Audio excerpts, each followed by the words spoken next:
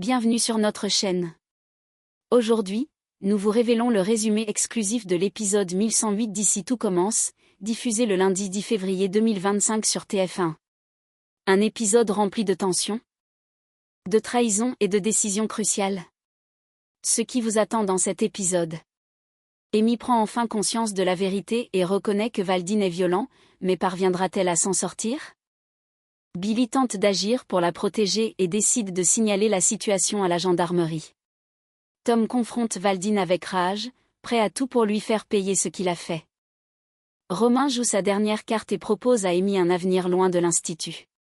La trahison ultime, au moment crucial, Amy change son témoignage et accuse Billy d'avoir tout inventé. Manipulation, peur et mensonge. Un épisode sous haute tension qui pourrait tout changer.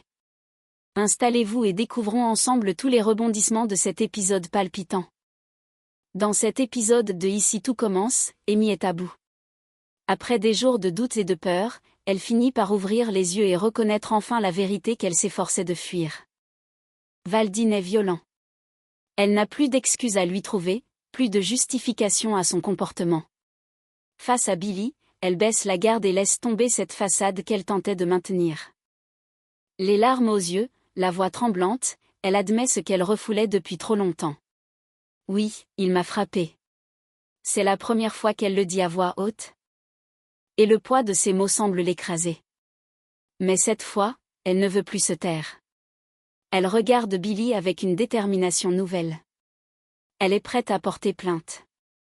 Elle sait que ce ne sera pas facile, que Romain trouvera sûrement un moyen de se défendre, mais elle ne peut plus vivre dans la peur. Mais même avec cette décision en tête, Amy est encore prisonnière de son angoisse.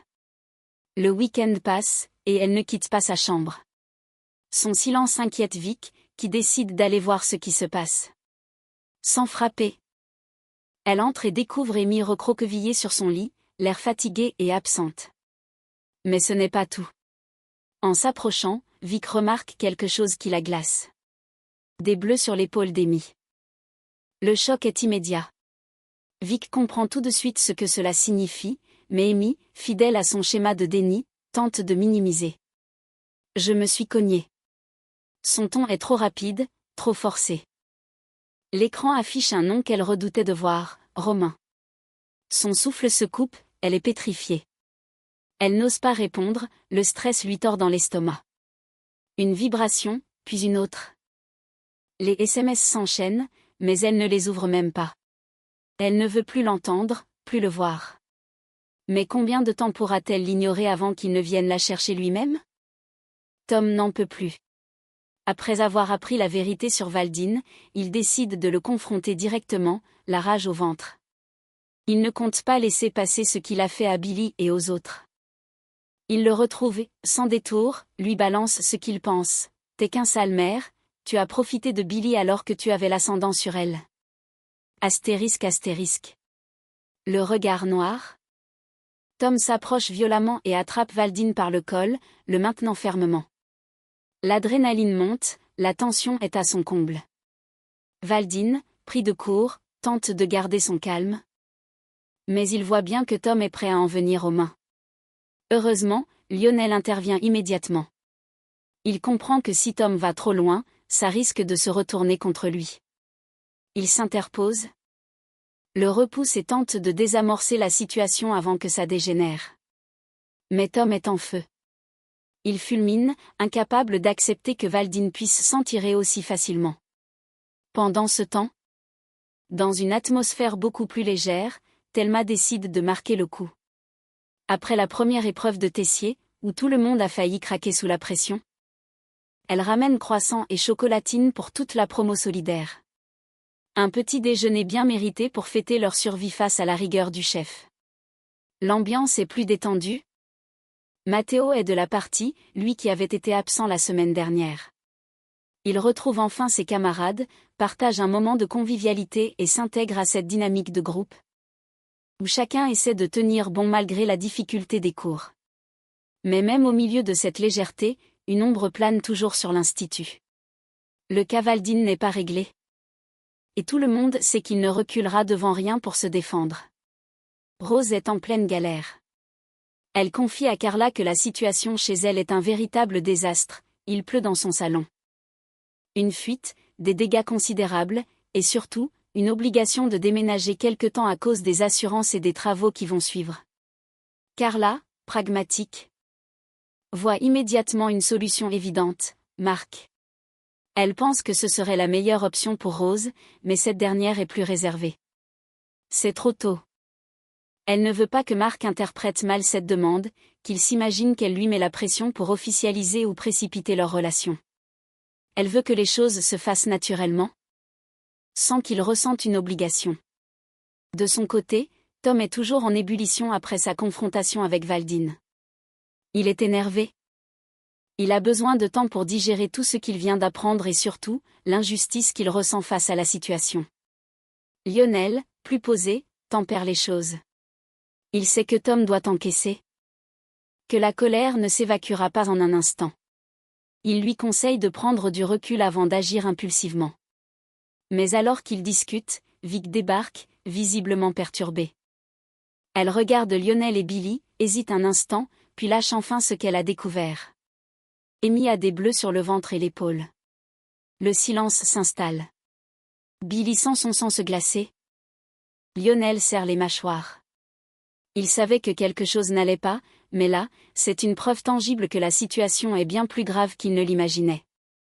La question n'est plus de savoir si Amy va parler, mais de trouver comment la protéger avant qu'il ne soit trop tard. Billy a pris sa décision. Elle ne peut plus rester les bras croisés face à ce que vit Amy. Elle sait qu'il n'y a qu'une seule chose à faire, aller voir la gendarmerie et signaler la situation. Mais elle ne peut pas agir de manière impulsive, au risque d'alerter Valdine.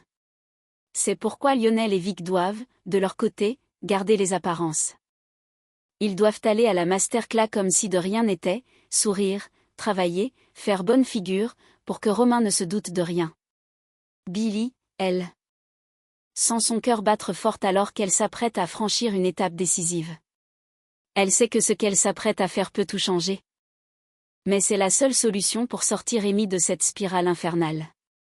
Pendant ce temps, dans un tout autre contexte, Olivia et Tessier discutent de l'épisode des premières années et de leur fameuse entraide lors de l'épreuve des babas au rhum. Olivia, qui était sceptique au départ, reconnaît qu'il avait raison.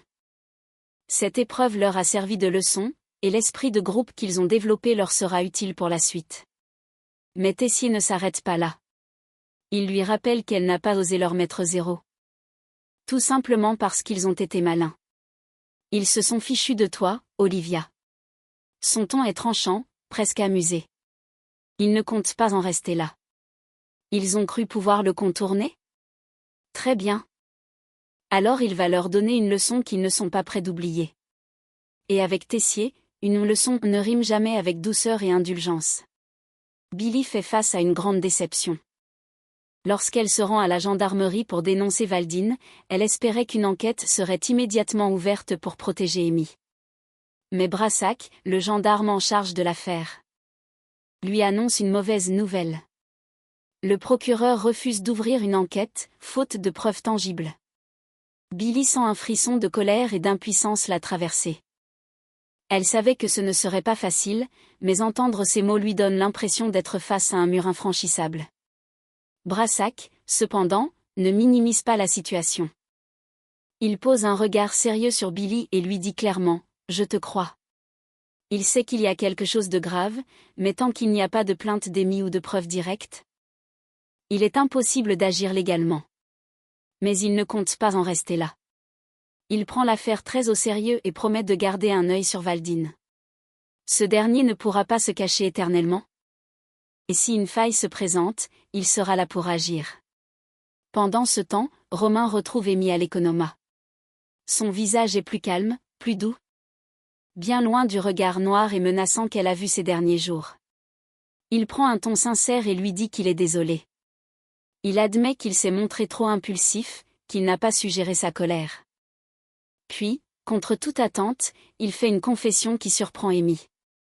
Il y a un truc qui ne va pas chez moi. Il avoue qu'il en a pris conscience, qu'il veut changer. Il lui assure qu'il va se soigner, qu'il va commencer une thérapie pour apprendre à gérer ses émotions autrement. Il a même déjà fait des recherches sur Internet, cherchant des solutions. Des spécialistes. Amy reste figée. Elle ne sait pas quoi penser. Est-ce une manipulation de plus? Ou est-ce sincère? Elle veut y croire, mais après tout ce qu'elle a vécu, peut-elle encore lui faire confiance? Romain joue sa dernière carte. Sentant Amy s'éloigner et l'étau se resserrer autour de lui, il décide de prendre les devants et de lui proposer quelque chose d'inattendu. Je veux que tu sois ma seconde dans mon nouveau restaurant. Il lui parle avec enthousiasme, lui expliquant qu'il a un projet à Montpellier, une opportunité qu'ils pourraient saisir ensemble. On pourrait aussi vivre là-bas, toi et moi. L'idée est lancée. Il veut quitter l'institut, tout recommencer ailleurs, et surtout, garder Amy près de lui. Mais Amy est troublée. Après tout ce qui s'est passé, comment peut-elle simplement tourner la page et accepter cette offre comme si de rien n'était? Pendant ce temps, Jim discute avec Mark. Il lui demande s'il peut lui prêter sa voiture pour une petite sortie avec Naël. Il veut passer du temps avec lui, loin de l'institut. Mark, toujours attentif à son fils, hésite un instant mais finit par accepter. Mais une autre discussion prend place. Jasmine ne manque pas de faire remarquer à Mark une chose évidente. Tu aurais dû proposer à Rose de venir dormir chez toi. Rose n'a pas d'hébergement à cause des dégâts chez elle, et pourtant, Mark n'a pas eu le réflexe de lui offrir une solution. Jim, voyant Mark hésiter, ne mâche pas ses mots. Mais fonce. De toute façon, tu es tout le temps chez Jasmine. Le message est clair. Il est incohérent que Mark passe autant de temps ailleurs alors qu'il pourrait accueillir Rose chez lui. Mark prend conscience de la situation. Est-ce le moment de faire ce pas supplémentaire dans sa relation avec Rose? Il va devoir prendre une décision. Billy retrouve Amy dans le jardin. Bien décidé à avoir une conversation honnête avec elle, loin de l'influence de Valdine. Elle s'approche doucement, prenant garde à ne pas la brusquer, puis lui dit d'une voix calme mais ferme. Je sais ce qui se passe. Amy se tend immédiatement, son regard fuyant cherchant une échappatoire. Mais Billy ne recule pas. Elle sait qu'elle doit lui faire entendre raison avant qu'il ne soit trop tard. Dis-moi franchement, est-ce que tu es heureuse avec lui? Est-ce que tu te sens respectée? Le silence s'installe entre elles. Amy ne répond pas. Tu es victime de violences conjugales. Ces mots frappent comme une gifle. Amy reçoit le choc en pleine poitrine et son regard se durcit aussitôt. Tout de suite les grands mots. Son ton est sec, presque moqueur, comme si elle cherchait à minimiser la situation. Mais Billy ne se laisse pas démonter. Amy, si tu veux que ça s'arrête, tu dois porter plainte. C'est la seule façon de briser ce cercle infernal. Amy détourne les yeux. Elle n'est pas prête à l'entendre. Mais au fond d'elle, une partie de son esprit s'accroche aux paroles de Billy. Parce qu'elle sait, au fond, que c'est vrai. Antoine, fidèle à lui-même, propose une solution immédiate à Rose. Il lui assure qu'il n'y a aucun problème si elle vient loger chez lui le temps que les travaux chez elle soient terminés. Il y a une chambre d'amis. Tu es la bienvenue. Rose, soulagée, le remercie avec un sourire sincère. Mon sauveur, lance-t-elle avec amusement. Mais au même moment, Marc débarque et surprend cette scène. Il voit Rose sourire à Antoine, le remercier chaleureusement, et ne peut s'empêcher de lâcher un commentaire piquant. Colloque d'ex, c'est bizarre, non? Il regarde Rose, cherchant une réaction. Mais elle se contente de hausser les épaules. Elle ne veut pas entrer dans son jeu. Pendant ce temps, au bureau de Tessier, une tension électrique flotte dans l'air. Brassac est là, Billy aussi. Et tout le monde attend l'arrivée d'Amy. Elle finit par arriver, un peu en retard, les traits fermés, le regard fuyant. C'est le moment de vérité. Billy, pleine d'espoir, pense qu'Amy va enfin dire la vérité et briser l'emprise de Romain. Mais au lieu de ça, Amy change complètement de version. Romain n'a jamais levé la main sur moi. Le choc est brutal. Billy la fixe, incapable de croire ce qu'elle entend. Tout ça, Billy l'a inventé. L'accusation tombe comme un coup de massue. Billy sent son cœur se serrer. Elle voit clairement la peur dans les yeux d'Amy, mais elle ne peut rien faire. Romain a encore gagné. Et maintenant, c'est elle qui passe pour la coupable. Et voilà. C'est tout pour le résumé de l'épisode 1108 d'Ici tout commence. Un épisode bouleversant où Amy, sous l'emprise de Valdine, renie la vérité. Que pensez-vous de la situation d'Amy? Billy arrivera-t-elle à prouver la vérité? Tom va-t-il perdre son sang-froid face à Valdine? Dites-nous tout en commentaire. Si vous avez aimé cette vidéo, pensez à liker, vous abonner et activer la cloche pour ne rien manquer des prochains résumés et théories sur Ici tout commence. Merci d'avoir regardé. Et on se retrouve très vite pour encore plus de révélations sur Ici tout commence. À très bientôt.